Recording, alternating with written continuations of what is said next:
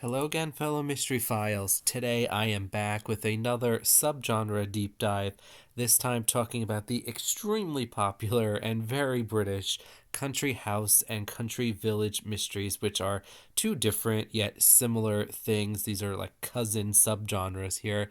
And I think these two subgenres are just extremely well known. Everybody knows them. A classic of the genre. And I will get into all the history and definitions and all of that in this video, and there are no spoilers ahead. And before I begin, make sure you like and subscribe to keep up to date with the channel, and join in the Discord if you haven't already. Link in the description below. Let's start out with some definitions. What is a country house mystery? Well, I mean, the obvious answer is that it's a mystery set in a country house, but what does that mean? The country house refers to these large British country estates where the local aristocratic family lived. The man of the house was either, a titled member of the aristocracy, a very like minor member of the aristocracy, or not titled, but some kind of like wealthy like industrialist or businessman or socialite or someone with some kind of power and influence, certainly locally, but also sort of like creeping outside of the immediate vicinity. Everyone in the house, in his family, lives in the house. There's be like his wife, his adult children, usually some kind of like poor distant relative or a friend. And if these people don't live there, they are frequent guests and visitors there. They're practically living there. And there's often like some kind of outsider who is at the country house for the first time, and from whose perspective the reader learns the dynamics. There are servants if it is set pre World War II, and maybe or maybe not servants post World War II. Now, these do not have to be British necessarily, but this type of dynamic is sort of like quintessentially British and not as common in other places. The country part of the country house, I think, can be dropped for other nations, but still, you would see like the large house being in a more remote area, but it wouldn't be unusual to have like a quote unquote country house set in like the suburban New York City metro area where we see like a number of like Philo Vance novels take place. And even in more urban settings, you do sort of get like a large mansion type thing. And I would like to stress a few things here that in a country house mystery requires a large house or a mansion owned by the people living there. It cannot be a cottage or like a regular sized house, because something very crucial to the country mystery is not just the setting, but this type of mystery relies on knowing the dynamics of the people living in the country house. Very often, a country house mystery involves family dynamics, dysfunctional families, and knowing the psychology of these people is key to solving the murder. It's not just a bunch of people living in a house and one kills another. The murder is the product of long festering wounds. We often get like will shenanigans here. It is years in the making, and the mechanics of the crime all involve things like the layout of the house and knowing the people living there's routines and how they act and how they will react in different situations. As one of my meta clues, I once pointed out that the murderer in a mystery novel is very often outside the main social dynamic of the novel, or are on the outskirts of it, or a threat to it if they are in it. And that is so often the case, very specifically for the country house. The reason being is that a lot of British writers from the Golden Age were very protective of their, like, what we in the United States call upper class. It's really more like middle class, is the term used in Britain, and of that British tradition that they often viewed change as a threat to British society, and they wouldn't dare do anything to upset that.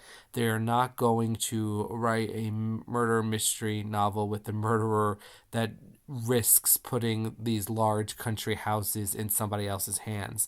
And if you look at Christie Country House Mysteries or Niall Marsh Country House Mysteries, the killer is someone who can be removed from the house and the house remains intact. And especially in post World War II Country House Mysteries, very often the theme of the novel is like how sad it is these houses are falling into the wrong hands. And in American based country house mysteries, you will more often see like the country house pass into someone else's hands. And that is just simply a cultural thing that gets exposed in these stories. But even then, again, still more likely to be an outsider than an insider as the killer. And again, not to neglect other countries who are also doing their own thing depending on their own culture as well. But again, very often the British country house mystery is sort of symbolic of their own country. So the murderer is not going to be someone whose removal from the family or from whatever social dynamic is at play, it's not going to collapse the social dynamic. And there's also the country village mystery, which is, again, very similar to the country house, but the setting is the entire village. It is the village dynamics that are important, not the dynamics of any one particular house. And again, this is a very British thing, but unlike the country house, other places do have a lot more like country villages. The US doesn't really use the term village, but rather just like town. Like I would consider the Ellery Queen Wrightsville novels country village mysteries. This definitely works with like any small town where all the people living in an area know each other and they know each other intimately and not just casually as neighbors. And these characters in a village or neighborhood or whatever have histories together. You will see this a lot in like late career Christie and others from the Golden Age who are still writing in the 50s and the 60s, and a lot of like lamenting of the destruction of the country village as via development, expansion, a lot of people like moving into these villages who have no prior connection to them. This is so often a plot point, which again affirms my point that the setting is not merely the setting, it is also incorporated into the plot mechanics. Certain things can only happen very specifically in a village like St. Mary Mead or Chipping Cleghorn or Wrightsville or Pen Cuckoo. And Miss Marple would say, "Oh, the country village is just the same as London. There's so much sinning going on in quiet St. Mary Mead. A lot of things happening there. It's the same things happening in London," and that is true. But again, country village very different from a city environment. Whereas in the country house, you need to learn the dynamics of the family living there. In a country village mystery, there are multiple houses, smaller, regular sized houses. Maybe there is one large house where, like, the local rich person lives. And it's not so much the individual characters matter, but each house sort of has its own personality. Now, I don't mean to say country villages lack individual characterization, but the town's personality reigns supreme. And you can pinpoint the murderer by tracking the routine of the village as a whole. Look at Murder at the Vicarage, Overture to Death, the routine of what everyone is doing and where they are and what they're doing at any given time is crucial. Knowing where everybody is and how to distract and mislead them is an essential part of a country village mystery. The author uses the whole village or town or neighborhood in his or her story. It's not merely the setting. And I think a lot of the more recent mystery novels that are country village mysteries err on this. I don't think they really use the whole village. It's just merely the setting, and it makes for a worse product. I typically don't find that's the case with the country house mystery, actually, but it's much more so in the country village. Just sort of like throw a fictional country village together and call it a day. And let's get into some history. And like most mystery history, the answers are not so clear cut as I would have liked and have hoped. The first country house mystery is up for debate. It really depends on how much of the book you think should be set in a country house. Personally, I think about three-quarters of the novel should be set in the house, and the only scenes outside of the house should come from like the detective force in their headquarters or characters in the novel like at the beginning of the book. And even in that case, they should be talking about the house or remembering the house or traveling to the house or something involving the house. Like take Hercule Poirot's Christmas. The entire story is set at Gorston Hall, except for a few scenes at the beginning showing characters preparing to go to Gorston Hall, and any events taking place away from Gorston Hall are simply told to us. Some of the first potential country house mysteries are The Moonstone by Wilkie Collins in 1868. This is the earliest option by publication date. It is set in a British country house, but it does lack some of the conventions we expect from a country house mystery.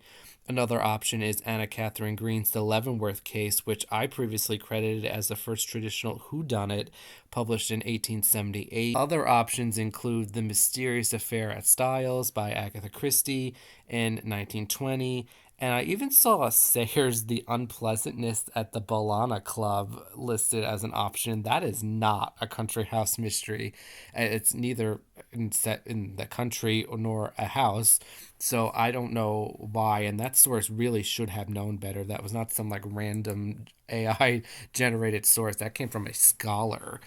And while I think both the Moonstone and Styles are good options here, they do have issues. Both are not entirely set in the country house, having quite a bit of the novel away from the country house.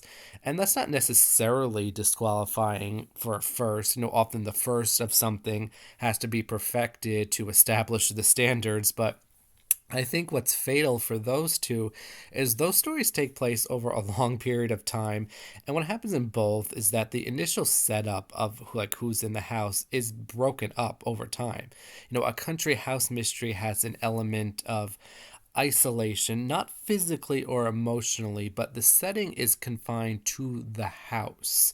And in the Moonstone and in Styles, people are like free to leave, and they do leave over the course of the novel, which is over a year in the Moonstone and a couple of months in Styles. So like the confinement aspect is not really there. Country house mysteries take place over usually just a couple of days, before people go back to their usual lives. The Leavenworth case is a better option, but to be pedantic, it's American and not British. And also, it's set in Manhattan. It's not really the country, but I don't think any of that matters because all of the conventions of the country house mystery are there. So I think I would lean toward the Leavenworth case as the world's first country house mystery. If you want a British country house mystery first, I think The Red House Mystery by A. A. Milne is the option for you. It was published in 1922 and is really the first British story having all of the conventions of the country house. In fact, it does appear to be most of the scholars I researched. This did seem to be their choice for the first country house mystery. I think that's fair, but it's also erasing Anna Catherine Green, which, would be very fitting for her as she's constantly being erased from history and ignored. That's basically the story of her career. In fact, her works were basically stolen and plagiarized by others, and, she didn't make a lot of money she should have or gain the recognition she should have. For the first country village mystery, this was even harder. Again, it does largely depend on how much you consider a country village need to be set in a country village. My initial guess before doing research turned out to be the most common answer, and that was The Murder at the Vicarage, the first Marple published by Christie in 1930.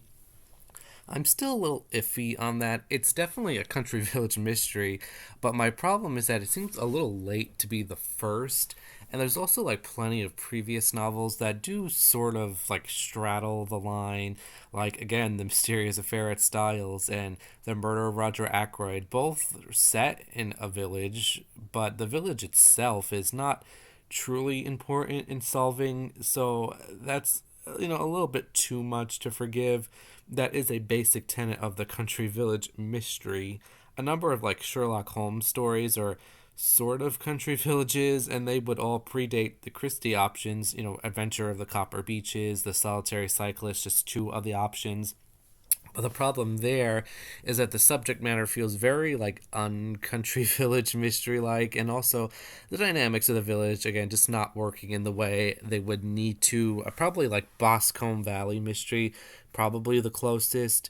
Also, there are Sherlock Holmes stories along these lines for the country house mystery as well, and there really just was not a good option here. So I did say like it's Murder at the Vicarage is probably the first country village mystery, at least in the way we think of them. Now, also just like a random tangent here, when I googled this, like what the first country village mystery was, the number one hit was the disappeared village of Roanoke, which is a real life mystery that remains unsolved. Americans will know it more than people from other country, I assume, but definitely like a fun, like real life mystery to look into. And as for the progression, the country house and the country village have remained largely stable over the past century or so.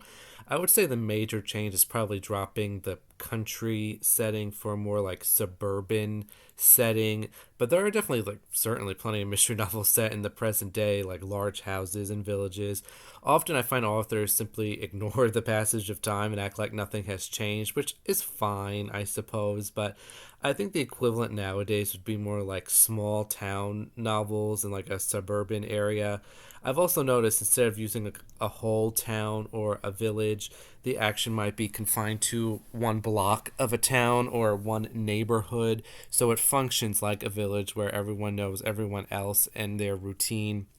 I know almost everyone that lives on my block, but I don't know anyone who lives on the streets on either side of me. So I think limiting like a country village esque mystery to a small area of a village or town works very well. People don't really know everyone in their vicinity nowadays. People don't leave their cars and houses unlocked. So a lot of like the conventions we associate with a country village do have to be amended for time. But I do think they're still largely around and doable. And the country house mystery is still very stable. There are still rich people living in large houses and mansions. Now, the British convention here isn't really the same. A lot of the houses have been sold and broken up. A lot of them are historical homes. We see that even in Nemesis, for instance, the bus tour just visits old country houses. But I think the country house is still largely around and relatively the same.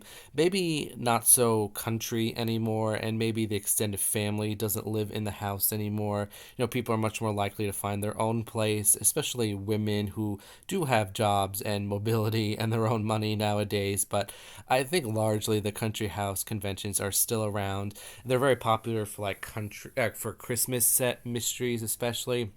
And I also think there's some more like quasi country house and country villages. Even in the golden age, there were still these like quasi settings for it. I think like a university campus sort of functions as a country village mystery. If you look at like Gaudy Night, where the college campus that does function as a country village. It has the same people living there. The routine is important, the knowing who is where and what they would do and all of that. So I do think like a college, very classic setting for a mystery novel. Definitely sort of like a quasi country village mystery. And there's also like quasi country house mysteries as well. Like large hotels sort of function this way.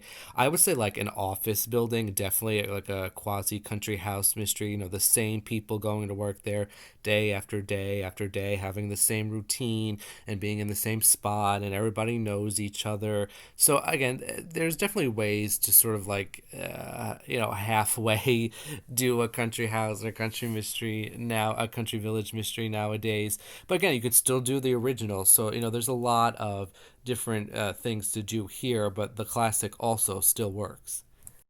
And as for my own thoughts, I love these, and they can be combined with pretty much any other mystery subgenre. Most often the whodunit, but you can also have like a hard-boiled and like a psychological thriller. Can't really have, I guess, like an international adventure thriller, but I mean there are definitely like thriller esques that take place at least partially in a country house. They are staples of mystery fiction, and my favorite mystery novel is Hercule Poirot's Christmas, which is a country house mystery, and just so many authors have produced really top quality country house and country village mysteries like Hercule Poirot's Christmas, Mrs. McGinty's Dead, Scales of Justice, The Crime at Black Dudley, There Was an Old Woman. There are just hundreds of books in these subgenres that stand out. They're very relatable because they have to be intimate. The personal relationship of the characters is key in both, and I think that's where a lot of the more lackluster ones go wrong in not having like good characters. It's usually not plot related, and I know I'm critical of the current crop of mystery novels being produced, but I do think the current day like country houses and country villages are probably the best modern day mysteries. People know them so well and they love them so much that they usually understand how they work and how they function. So we typically don't have a lot of like strange and unpleasant things happening there. And that is it for this video. Let me know in the comments what you think about the country house and the country village mysteries. I'm sure many of you like them. I never heard anyone say, oh, I hate a country village mystery. Again, it's so classic and, just so popular out there. Next week, we have a classic mystery novel to be reviewed. It is Enter a Murderer by Nio Marsh. This is Inspector Allen's second mystery novel appearance and is also the first to be set in a theater, something Nio Marsh would become very famous for. It would be sort of like her staple setting going forward here, so stay tuned for that. Until next time, Mystery Files.